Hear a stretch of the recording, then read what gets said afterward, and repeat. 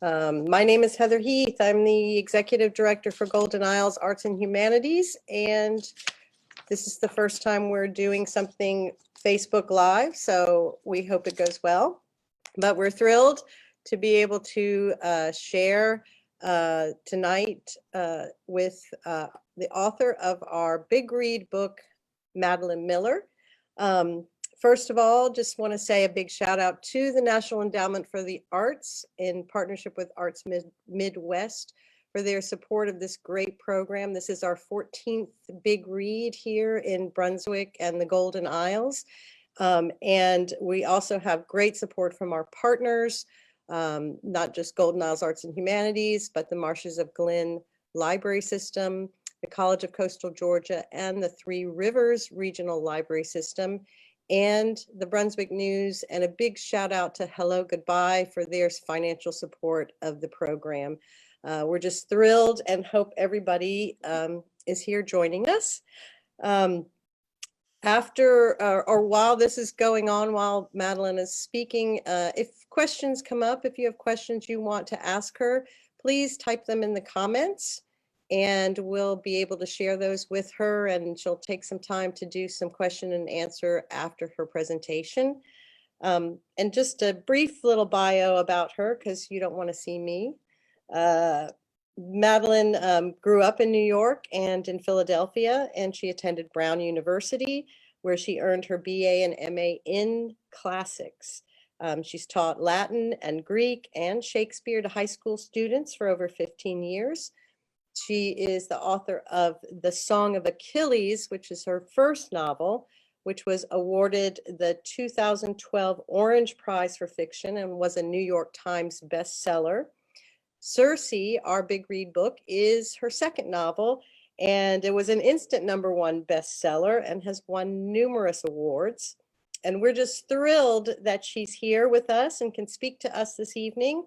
So without further ado, I am going to turn this over to Madeline. Hello, Heather. Thank you so much for having me here, and to all of you out there listening. It's such an honor to get to do this. So I'm going to talk a little bit about how I came to write the novel. But before I do that, I'm going to start actually with a very short reading passage. Now, in mythology, Circe is famous for turning Odysseus's men into pigs in the Odyssey. She is the daughter of the sun god Helios, so she's a goddess, and she's also one of the first witches that shows up in ancient literature. And her witchcraft and her divinity are really two separate things. She's born a goddess, but she makes herself into a witch. And the passage I'm going to read from the novel comes from towards the middle of the book, after Circe has already been exiled from her father's halls, sent to the magical island of Aiaia, discovered her witchcraft, and started turning men into pigs. So the he in this passage is Odysseus.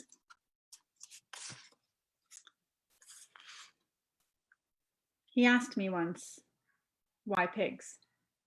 We were seated before my hearth in our usual chairs. He liked the one draped in cowhide, with silver inlaid in its carvings. Sometimes he would rub the scrolling absently beneath his thumb. "Why not?" I said. He gave me a bare smile.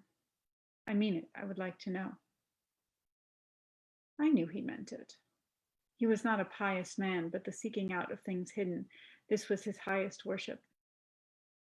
There were answers in me. I felt them buried deep as last year's bulbs growing fat. Their roots tangled with those moments I had spent against the wall, when my lions were gone and my spells shut up inside me. After I changed a crew, I would watch them scrabbling and crying in the sty, falling over each other, stupid with their horror. They hated it all, their newly voluptuous flesh, their delicate split trotters, their swollen bellies dragging in the earth's muck.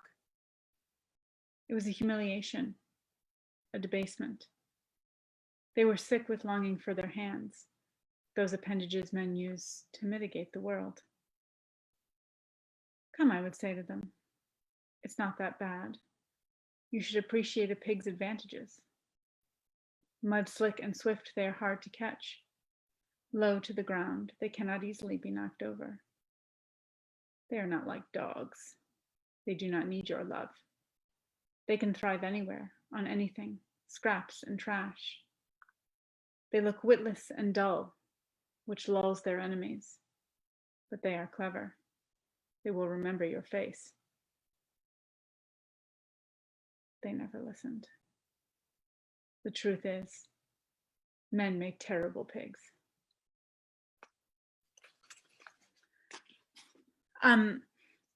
So what I wanted to begin by talking about, and the reason why I always like to start with a reading, is actually that the two poems that I'm inspired by, the Iliad and the Odyssey by Homer, were themselves delivered orally. They came out of oral tradition, out of years and years of people passing these stories down. They were the stories that parents told their children, grandparents told their grandchildren.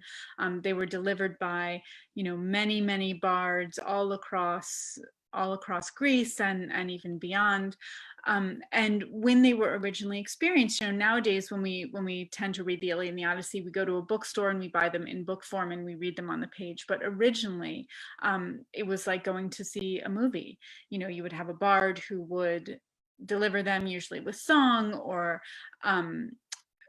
accompanied by an instrument, and then the people listening would be able to experience them. So it was a very exciting and very dynamic way and to experience these stories. And one of the things that I really was aware of as I was working on this is I did a lot of my editing out loud, because I wanted the book and the story to have kind of an oral presence, since it was coming out of that tradition.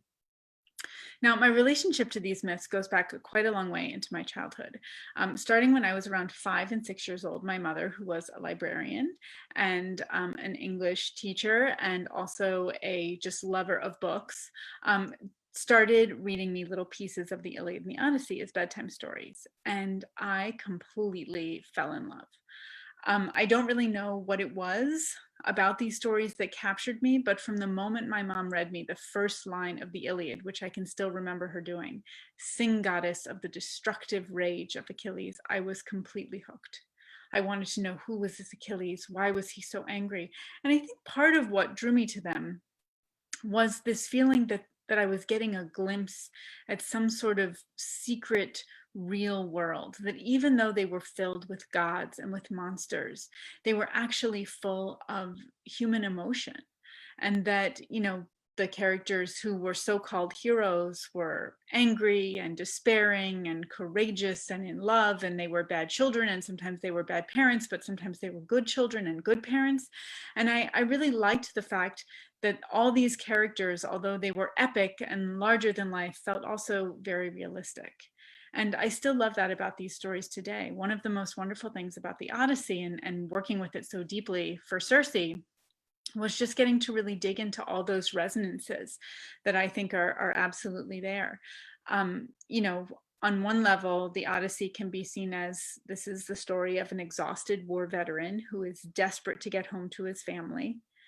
And when he finally gets home to his family at the end of the Odyssey, he finds it harder to re-enter his old life than he thought it was going to be, which is a story that we could tell at pretty much any point in our history.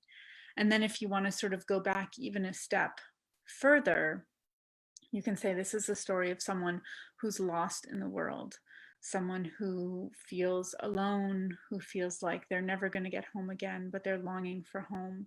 Odysseus spends the whole poem wanting his nostos, which means homecoming in the Greek. And we get the English word nostalgia from that. Nostalgia means nostos, the homecoming, and algia is pain. So it's that pain we feel when we long for home or we wish for homecoming. And I think that is also kind of a universal human experience of feeling outside of your people, your place, your home, whatever it is that makes you feel comfort.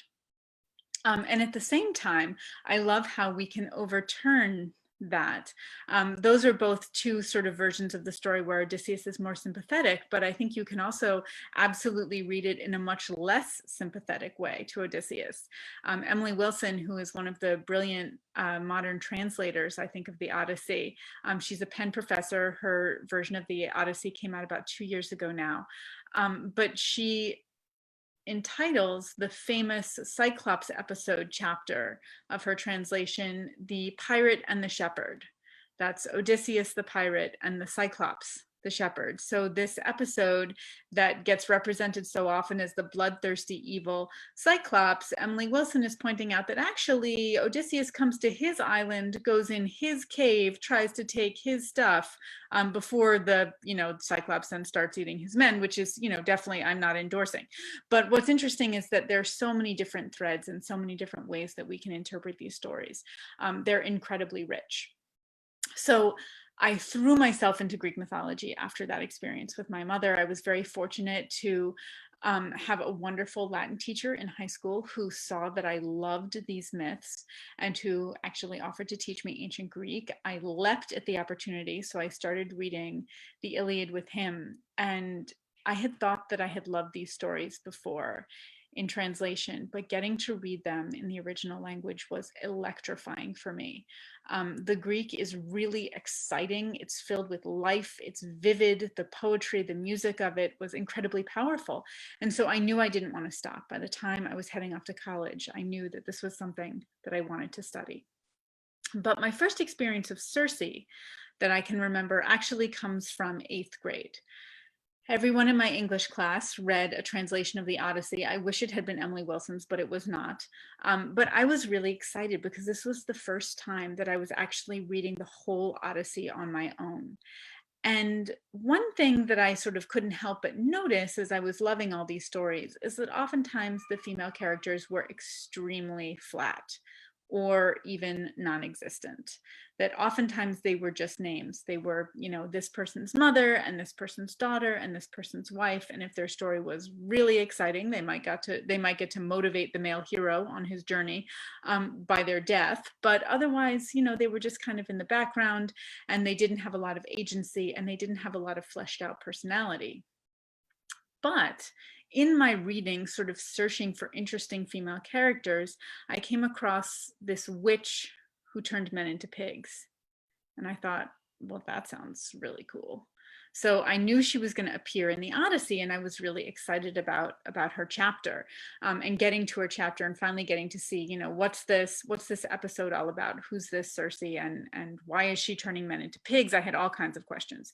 And one of the things that I was really particularly excited about also is that not only is this an interesting moment for Circe in the story, this sort of female character we have never really seen before, but it's also an important moment for Odysseus in the story of the Odyssey, because when Circe arrives on Aiaia, when Odysseus arrives on Circe's island, he has been through a terrible 12 years. For 10 years, he's been fighting at Troy.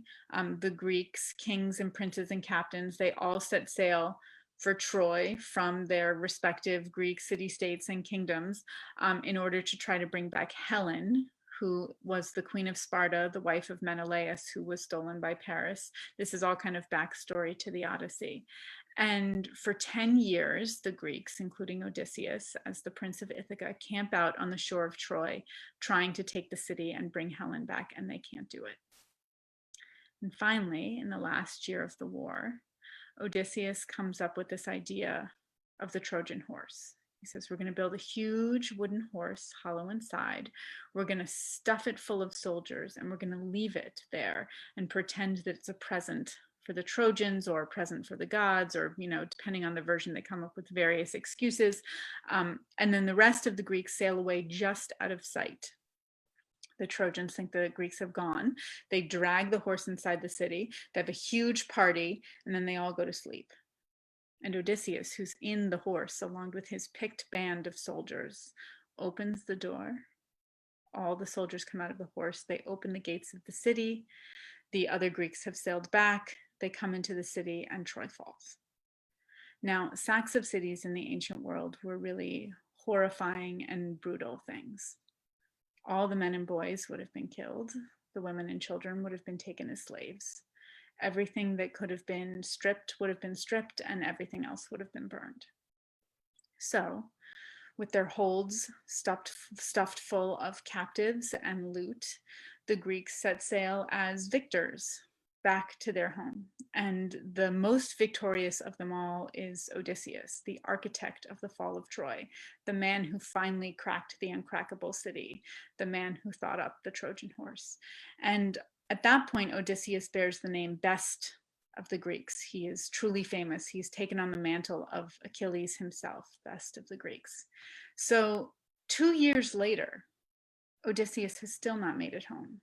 And in that time, from leaving Troy as the most celebrated soldier, he has actually lost 11 of his 12 ships. His men made it all the way through the 10-year-long war, but they die on the way home. And they die in the most brutal ways imaginable. They're eaten by the Cyclops that I mentioned. They are torn apart by cannibals. They just die and die and die. And so by the time he lands on Circe's island, he only has one ship left. All the others are gone. So he and his men are exhausted, they're demoralized, they feel like they're never going to make it home. And then here they are on this lush, mysterious, beautiful island. So Odysseus sends some of his men to go explore. They have seen a little smoke drifting above the trees, and they think, well, someone lives here, maybe they can help us, or maybe we can steal from them. There's that pirate Odysseus. And so a group of his men go off to find out who lives there, and they come to this beautiful and palatial home. And outside this home, there are tame lions and wolves just sort of hanging out. They're a little disturbed by this, but they continue on to the door, and they knock on the door, and a beautiful goddess greets them, and she says, welcome, let me give you food, let me give you wine and hospitality. They come in, they drink her wine, it's drugged. She uses a magical spell and turns them into pigs and then drives them out to her sty. Now, one of the men had actually hung back because he was perhaps tipped off by the tame lions and wolves. And he goes running back to tell Odysseus, you know, there's this witch and she's turned all your men into pigs. So Odysseus goes to confront her. And on the way to confront her, he's stopped by Hermes, who in Greek mythology is the trickster god and the great god of travelers, and also an ancestor of Odysseus's, and they kind of share that sneaky blood.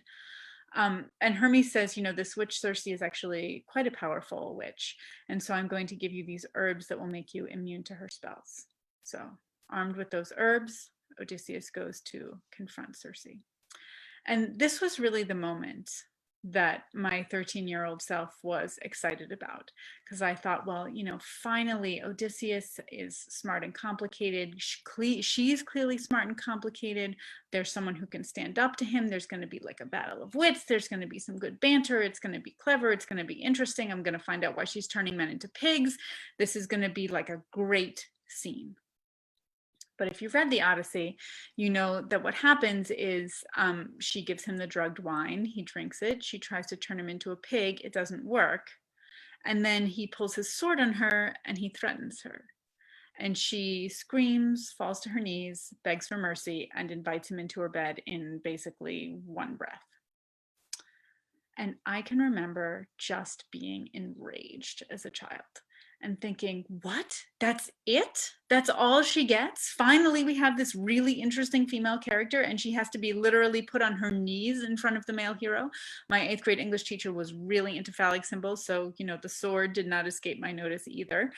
And I just thought, you know, I understand. This is his story. He's the hero. She's the obstacle. He has to tame her. That's sort of how the structure goes. But can't we just keep the camera on her a little bit longer? Can't we find out why she's turning men into pigs? Can't we find out how she came to these powers? But we never do. And after that moment, sort of, you know, it goes on still focused on Odysseus. And I remember thinking, you know, I just wish that there was more Circe. And I didn't know that that feeling, that frustration, that desire would eventually lead to this novel all these years later, but I do think that that was the beginning. Now, I mentioned that I went on and studied classics in college and in graduate school.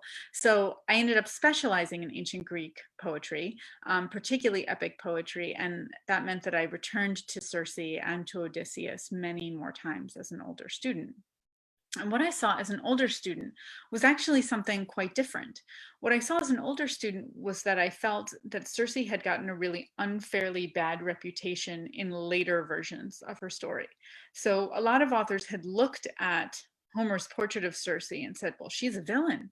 You know, she's like the spider at the center of the web. She's the man-hater. She's the seductress. You know, she's the serpent hiding underneath the flower. You know, she's all these sort of villainous and evil and conniving things. When Virgil puts her in the Aeneid, he makes it literally like a horror movie. Aeneas is sailing with his band of Trojans past Circe's island, and he doesn't have to stop because the gods bless him and they say you don't have to stop, but he goes so close by her island that it's like he just scrapes by, and as he's passing by he can smell the smoke from her fire and he can hear her singing, and then beneath the singing he can hear the screaming of men that she has chained as animals. And it's like, you know, when you're passing by like a horror house, basically. So I thought that was really interesting that that was how she had been treated, because that was really not the Circe that Homer gives us in the Odyssey. Because after that moment where, you know, she kneels to Odysseus, the two of them come to an understanding. They do in fact become lovers. And Circe looks at Odysseus and she says, I see that you and your men are exhausted. Stay on my island and heal as long as you need to. And Odysseus agrees. She changes his men back from pigs into men as an extra bonus. She makes them younger and stronger than they were before. And he and his men stay on her island for an entire year.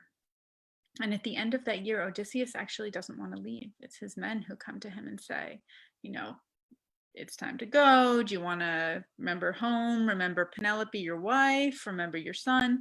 And Odysseus says, yes, you're right. You're right. It's time to go. And he goes to Circe and he says, okay, I'm ready to go.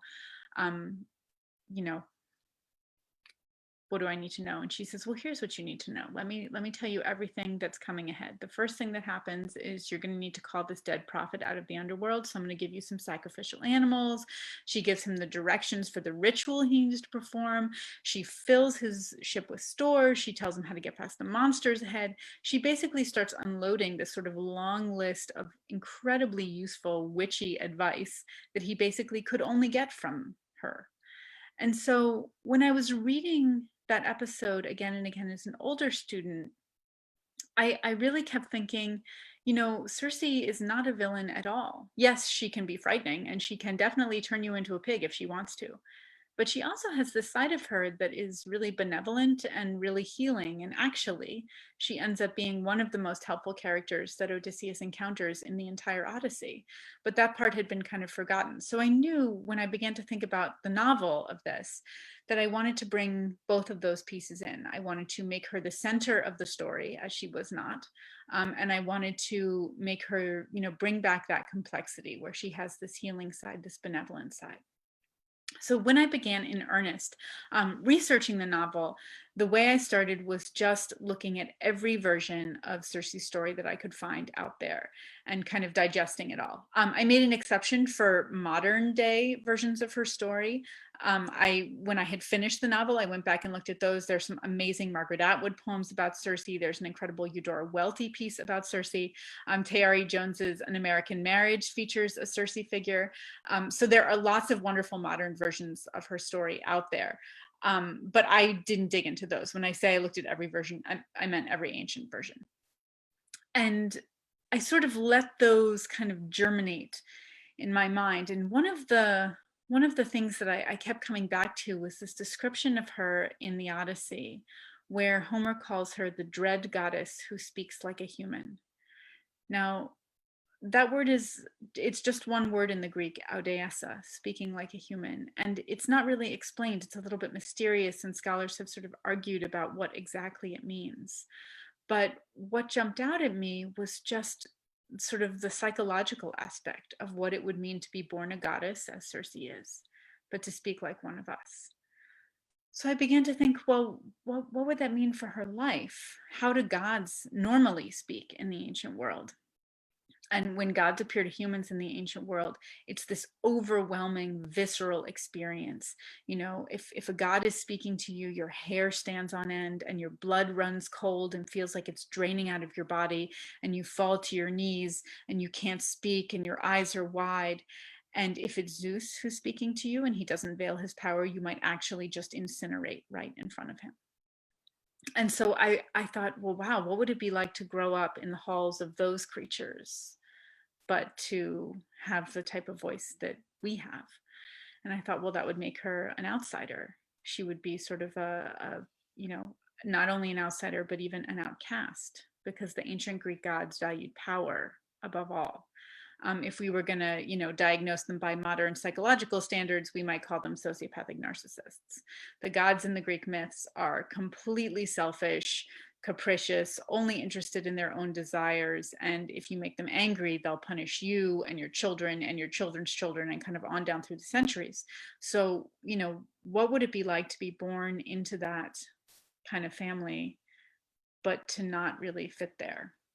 But also to not have another place that you fit. You know, she speaks like a human, but she isn't a human. And I've always enjoyed outsider characters, characters who kind of straddle worlds. I think they have very interesting perspectives. So that was sort of the beginning piece of how I began to think about Circe and how I began to think about her home life. And because I'm always sort of trying to bring in the psychological aspect, I was thinking, well, you know, what would it be like to grow up with sociopathic narcissists? What would it be like to try to extricate yourself from them? What would the cost of that be, if you even could extricate yourself? And so that was sort of something I was thinking about as her journey. And those of you who have read the novel already know that that one detail about speaking like a human ended up kind of forging the architecture of the whole novel. I won't get into spoilers just in case people have not read or have not finished. So one of the other things I was thinking about in terms of her character was this question of, why is she turning men into pigs? I wanted a good answer to that. Most versions of her story that are out there treat it as kind of like, well, you know, because she's a woman and evil, that's what women do. If they can, they'll turn you right into a pig, which is, you know, a horribly sexist answer, and also a really boring answer, because I think people do things for reasons. So I wanted to kind of dig into that and think, you know, actually turning someone into a pig is a pretty extreme thing to do. So what might drive someone to do that? And as I was sort of thinking about that, I began to think more about Homer's version of her in the Odyssey. And I realized something else, which is that most of the Odyssey is narrated by Homer, the poet, whoever that is. But the Circe episode is actually narrated by Odysseus himself. And this is really significant because Odysseus is the great liar of ancient literature. He lies his way across the Mediterranean in the Odyssey. He lies when he doesn't even have to lie. He's the diplomat, he's the puppet master, he's the storyteller, and also he is really, really interested always in burnishing his reputation. And he tells the Circe episode to some people he's staying with who he's trying to impress and get help from. And as soon as I realized that, that whole episode started to kind of take on a different cast in my mind. And I began to feel I was almost being invited to write back to that moment in the Odyssey, because I thought, you know, if I realize that this is the story that Odysseus is telling to make people, you know, think that he looks good, suddenly this story starts to feel kind of like, oh, there's this terrifying witch and she totally got the jump on my men, but then I tamed her and then she threw herself at me and she was really hot, which is basically how he tells the story. And every time he says, you know, oh, she was so beautiful, she's so powerful, she's so mysterious, what he's really saying is, look how great I am. And so I thought, well, let's try to strip that self-aggrandizing away, and let's try to see, you know, what might be behind it. So therefore, you know, that moment where she kneels, I actually took out, because I felt like, you know, this is not only do we have Circe kind of buried under the traditional heroic male epic view, we also have her buried under Odysseus's, you know, reputation burnishing on top of it. So that made me feel like I had a lot of freedom in how I could work with the material. Now, of course, I could have changed it anyway. You know, I think that adaptation, there's a lot of talk about sort of the faithfulness of adaptation, and how as adapters, oftentimes people will say, well, how faithful was it? How faithful was the adaptation? As if we're all kind of Odysseus's wife, Penelope, waiting at home for permission. But so I actually don't think that adapters have to be faithful at all, and that faithfulness is no doesn't necessarily mean that your adaptation is going to be successful or not. But because I come from a classics background, I love to really be in close dialogue with the material. I like to sort of be talking back to it. So for me, being able to work with it very closely is important, but finding those moments of freedom, like realizing that, this is a story Odysseus is telling for his own purposes, really kind of helped to open up those moments. And finally, one of the things that I was really, really excited about digging into was the fact that she was a witch. And part of what I loved about sort of ancient witchcraft is the fact that it is not something you are. You aren't born a witch, you become a witch. God power is sort of the Shazam type power. You think it and it happens. But witchcraft comes out of knowledge, experience, hard work, dedication, trial and error. It comes from getting your hands dirty. It comes from knowing what herbs go with what. It comes from experimentation. In other words, it's a craft. It's an art.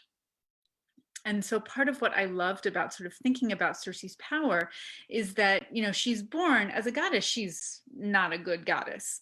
The Greek gods were very hierarchical. And up here you have, Zeus and Poseidon and Hera. And then you sort of have all these kind of layers going down. You have, the winds and the river gods. And then at the very, very bottom, you have goddesses like Circe, nymphs, who are basically so low on the divine scale that they're almost human.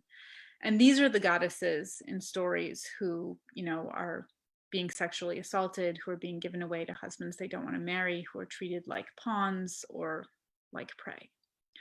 And I thought, well, Circe as a goddess is very weak, but as a witch, she's incredibly strong.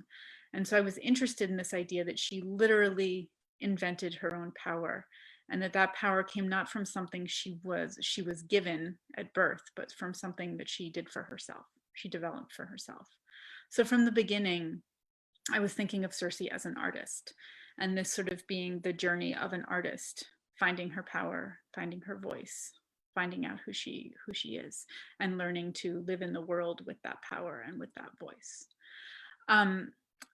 I said finally, but I have one more thing I'm going to say, which is that before I go to questions, which is that I was also really intrigued by the fact that outside of the Odyssey, Circe has this whole life that has absolutely nothing to do with Odysseus. And part of what I wanted to do was to make sure that I had shrunk Odysseus down to the right proportions for this story. So, in the Odyssey, Circe is just a cameo. She shows up for kind of 2+ books of the Odyssey, and then Odysseus sails away and that's it. We don't see her again. But I wanted to kind of flip that. So in my novel, Odysseus is there for just 2+ chapters. And I did that very deliberately because I wanted to make sure that the proportion of time that he occupied in her life was the same that she occupied in his, i.e. not very much, because I wanted there to be lots of room for all this other stuff. He is just one point in her life. He's not her whole life. And so fortunately, Circe is very rich in mythological allusion. Her father is the sun god Helios, as I mentioned, which makes her related to pretty much every god in the Greek pantheon. But in particular, it makes her related to the Titans, gods like Prometheus, who brings fire to civilization to mankind, which is really kind of a very interesting dynamic. And those of you who've read the novel know that she has a very significant meeting with Prometheus early on. It also means that she has a couple siblings who are also significant, and she becomes, as it turns out in mythology, the aunt of the Minotaur, which is a pretty interesting thing to be, and the aunt of Medea, one of the other great ancient witches. And so all of that was stuff I knew I wanted to bring in. I wanted her story to kind of touch the Minotaur story, and I wanted her story to touch the Prometheus story. But I was also being careful at the same time, because I think with stories like this, you can sort of get into this mode of like, and then she meets Hercules, and then she meets Pegasus, and then she, this sort of like bring on all the greatest hits from Greek mythology. I really didn't want to do that. I wanted to make sure that every sort of major myth that Circe touched was very organically part of her story. So, she really is related to Prometheus, and Although there is no version of her story where she has a conversation with Prometheus, there is a version of Prometheus's story where he is very closely connected to Oceanus, Circe's grandfather, and Helios, Circe's father, because they are three of the greatest Titans. And so I thought, well, if her father and grandfather are already part of Prometheus's story, there's a doorway there that I can walk through. Same thing with the Minotaur. You know, her sister is the mother of the Minotaur. So again, there's sort of a doorway there that I can walk through without feeling like I'm, you know, bringing in something artificially. So those were all pieces that I wanted to include and to really give weight to, just as much, if not more, than the episode with Odysseus. Now there is a lot more I could say about witchcraft and Greek mythology and, you know, craft, but I want to sort of pause and see if there are questions out there that are coming into Heather, so I can make sure I'm talking about what you all actually want to hear about. Yes, so if you have questions, please go ahead and shoot those on the comment page on Facebook, and so we can ask them. You kind of answered some of mine already, because one of my first ones actually was, you know, how did you choose those myths that would be the background, that you would do more background on, which you kind of explained there. But another one was, how did you determine the tone of the novel? Because it has a formality in a way that's kind of in that Greek mythology ish, but it also felt modern as well. So, you know, how did you head that way with that? Thank you. That was something I struggled with a lot. So I always appreciate getting to talk about it. It took me about 5 years to find Circe's voice. And I can now articulate that what I was looking for was exactly, Heather, what you just said, which is that Circe is a very direct person. And so she speaks very directly. There's sort of an authenticity and a strength and a bluntness to her voice. But on top of it, there's also this kind of weird archaic formality that comes from, you know, living in this incredibly epic world, being born in the halls of immortal beings. And I didn't know that I was searching for that. I had to kind of feel my way through and throw out a lot of drafts and then throw out more drafts on top of that. But part of what I really wanted was, you know, women's stories have not traditionally been considered important enough for ancient Greek epic. You know, most of the protagonists are male. There are a few women who are kind of hang around the main story, but basically these are men's stories, and they're concerned with traditionally male things.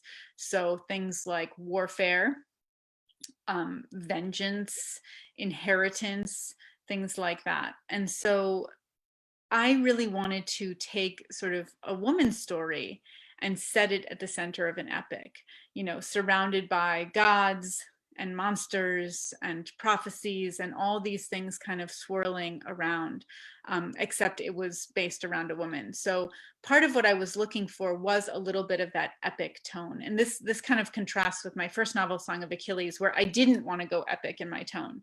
I wanted my tone for Song of Achilles, which tells the story of the Iliad and the life of Achilles, sort of from the perspective of his best friend and lover, Patroclus. So for me, Song of Achilles was a love story, which meant that I wanted to be influenced in the style by the great ancient love poets. So I was looking at Sappho, I was looking at Catullus. I didn't want that epic voice at all. I wanted to have sort of this lyrical love poetry voice. But for Circe, I wanted the epic voice because I felt like that was a way to sort of reclaim her as a figure with as much interest and power and right to center stage as Achilles and Odysseus and Aeneas have had, you know, by right for millennia. Great. Getting several questions, and I'll take them in order, so we'll be bouncing back and forth. But Beth wants to know what you're working on now. So I didn't get into this too much today so far, but I also have a background in theater. And in fact, it was theater that kind of finally brought my love for writing and my love for classics together. I directed a production of Shakespeare's Troilus and Cressida. And it was really the first time. So Shakespeare's Troilus and Cressida, if you don't know the play, is Shakespeare's version of the Iliad. And all these Greek mythological figures are in it. Achilles, Agamemnon, Cassandra, Helen. It's all about the Trojan War. Odysseus is in it. He goes by his Roman name, Ulysses, but he's there. And it was the first time that I was really able to kind of get my hands in the story and help shape the story and tell the story. And I absolutely fell in love with that. So I had been planning to write my master's thesis about Achilles and Patroclus as lovers. But as soon as I directed this play, I realized, forget that. What I want to say about Achilles and Patroclus, I want to say in the form of a novel. So I wrote my master's thesis about something else, and I started writing the novel. But aside from this sort of revelation about how I could actually write novels about classics, because up till that point I had only been writing about contemporary things, that was also a revelation for me in the sense that I fell in love with Shakespeare, and I fell in love with theater, and I fell in love with directing. So I ended up going on to pursue directing and theater and Shakespeare. And so my next novel is inspired actually by a Shakespeare play, which is The Tempest. So I'm working very, very slowly on that novel, but thanks to the pandemic, but I am working on it. And it's fun to be a little bit in the world of Shakespeare, which is the other world that I love, but also The Tempest is an incredibly classically influenced play. There's a lot of Ovid in it. There's a lot of Virgil in it. So I feel like I'm getting to have little bits of the classical world as well at the same time. Great. Let's see, what's next? Mary Lou asks, I loved the comments that were not necessarily a part of the plot moving forward in Circe. For example, monsters are a boon to the gods. Imagine all the prayers. Would you comment on that? Sure. I mean, one of the things that I think Circe gains from living for thousands of years is a very, very wry, dry, sardonic perspective on the world. She has seen a lot in her time. And so those comments really just purely came out of Circe's personality as I imagined her. I think she has seen, I would not describe her as cynical, despite having seen all that she has seen. I think there's actually a deep earnestness to Circe that I really appreciated writing about. But she does have this sort of understanding of the gods as deeply corrupt, and the way that the world moves often deeply unjust. And so it was fun to really let that full voice, to imagine what it would be like to have seen so many years of that, so many centuries of these repeating cycles, and how that might shape your voice. And yes, I absolutely, whenever I look at the ancient world, I always see modern resonances, always. I never feel like I necessarily have to inject those. I mean, the Iliad literally begins with a pandemic, and an argument among the Greek leaders as to how they're handling it. And one of the leaders, the overleader of the Greek forces, Agamemnon, can't handle criticism, and that kicks off the plot of the entire Iliad. So it's really amazing. Like, here we are, you know, this incredibly old piece of work is about a pandemic, and now here we are. So I feel like I don't even have to search for those resonances. I feel like they're all right there. That's great. Another one quickly from Mary Lou. Leslie asked before this, how long did the book take from when you found Circe's voice until the completion?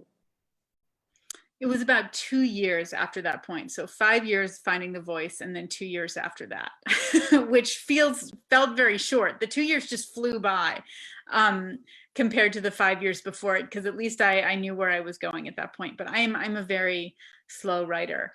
And in the middle of sort of my revisions for Circe, I also had a baby. So that slowed me down a little bit. Yes, certainly that would do that. From Mary Lou again, throughout my reading of Circe, I was constantly thinking about time. That is immortality versus mortality. Of all the mortals on the earth, there are only a few the gods will ever hear of. Consider the practicalities. By the time we learn their names, they are dead, which is great, she says. Oh, thank you. Thank you so much.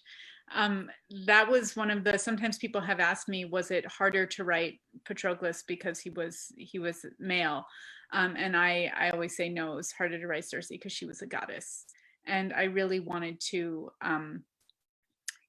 part of what I think that 5 years was me trying to get inside the head of what it would be like to be a goddess, and to try to imagine that perspective, and how incredibly up close she is to the world, but also there are moments when she's really has this perspective on it that I found very interesting to try to put myself inside.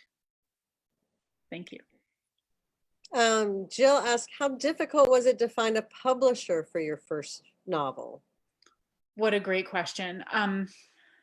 So nowadays, really, agents have sort of become the pipeline to publishers. That's not always true. There are ways to go around agents, but I am very, very grateful for my agent, and I would advise any young writer to get an agent. I think that's really important. They are your advocate. They help with the legal stuff. So what I started looking for was an agent. And I basically ended up querying this. That's where you send out sort of a cover letter, and which is called a query letter, and some amount of sometimes it's a 15-page sample, sometimes it's a 3-page sample, sometimes it's a 50-page sample. It depends. Every agent does it differently, and just to make it a little more challenging.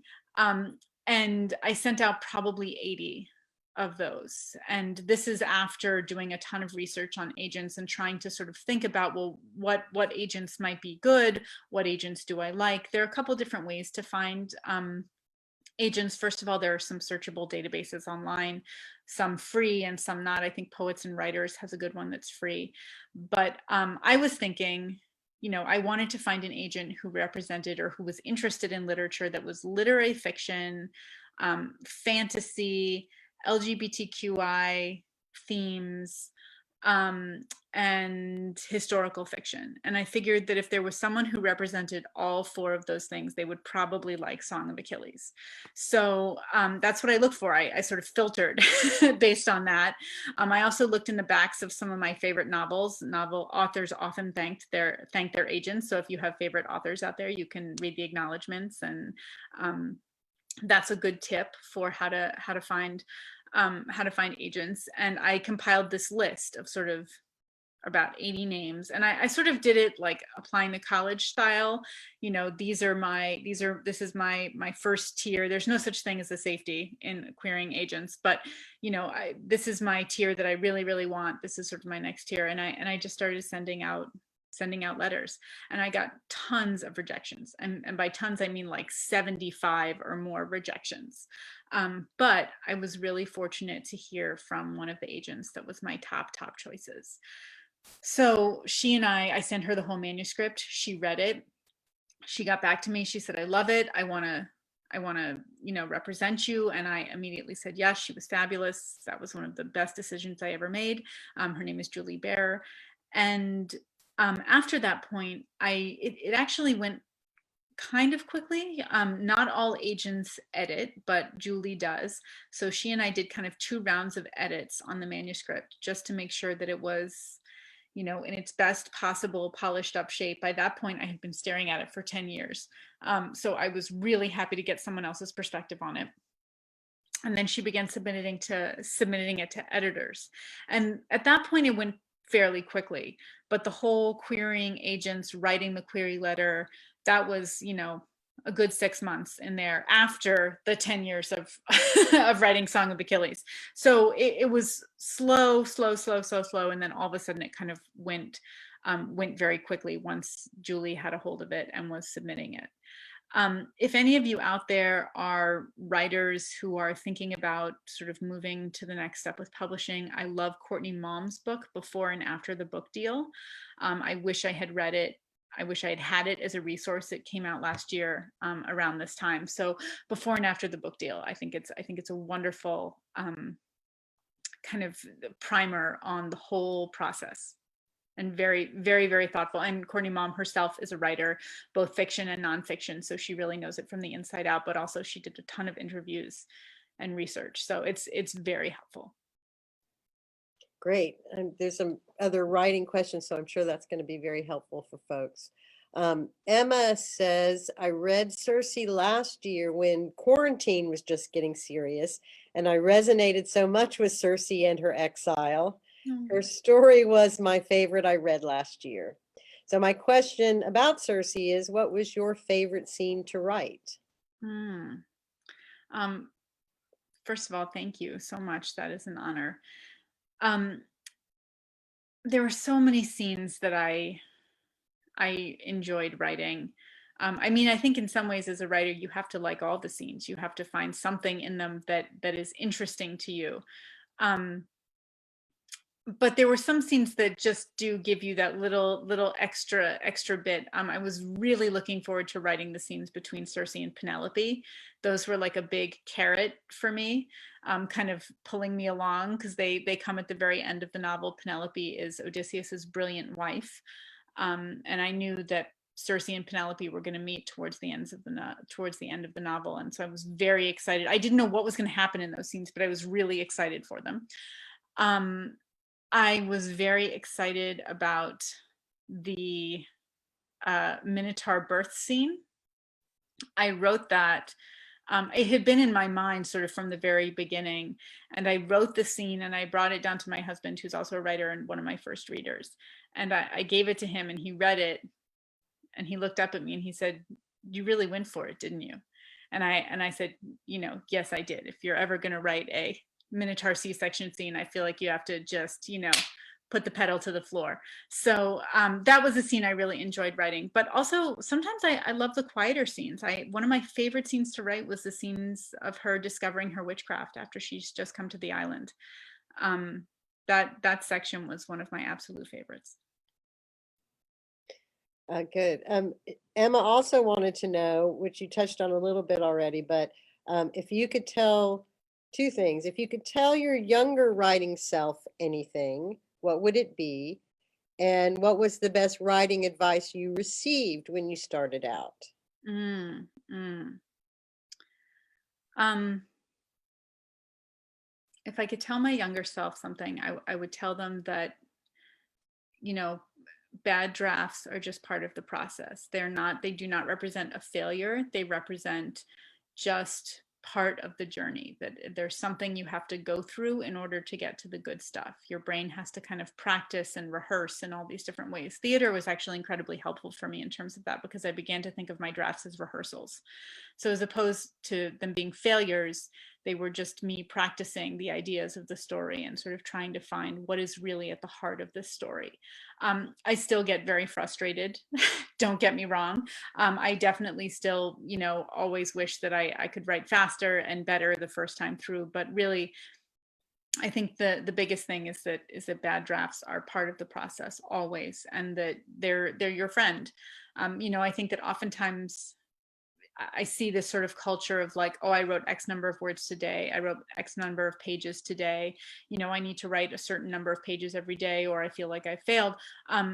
And I hear young writers say that. And I always want to say to them, if that works for you, great, because one of the most important pieces of writing advice is that every writer is different. And so you have to find what works for you.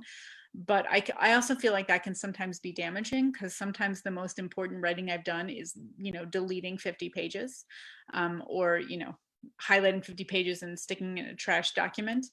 And that counts as writing also, because those were ideas that needed to be taken out, or that was a path that was the wrong path, or that was a style of writing that wasn't right for the novel. So sort of letting go of this idea of linear progress on a novel. Novels just don't work that way. And I think one of the most interesting and important pieces of advice that I received, actually, I'm not sure that how widely this applies. This was really something that I personally needed to hear, which is that I kept sort of feeling like, do I even have anything to say? What am I, why me? Why should I think that I can write this story about Achilles and Patroclus? And, I had a lot of sort of, I don't know, worries about the right I had to put this story out in the world.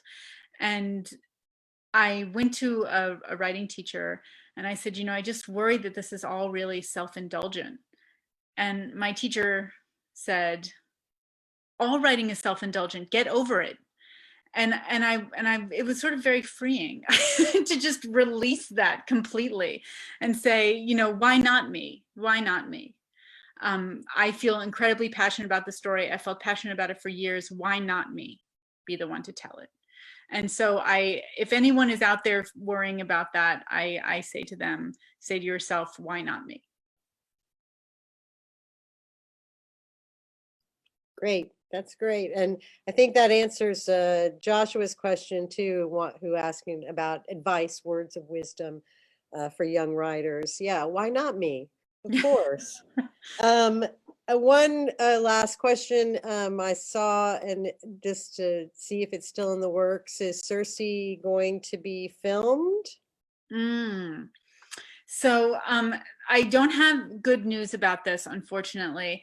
The pandemic really threw a wrench in a lot of things that were in the works. So Circe had been kind of humming along. There was a writer's room, but it seems like it is kind of on pause for right now. And so I'm not sure what's exactly happening with that, but I think it's not gonna, right now it's not going anywhere.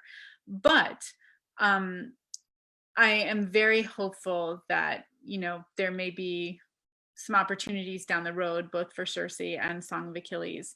And most of all, I have this really dear wish to see Song of Achilles as a stage play.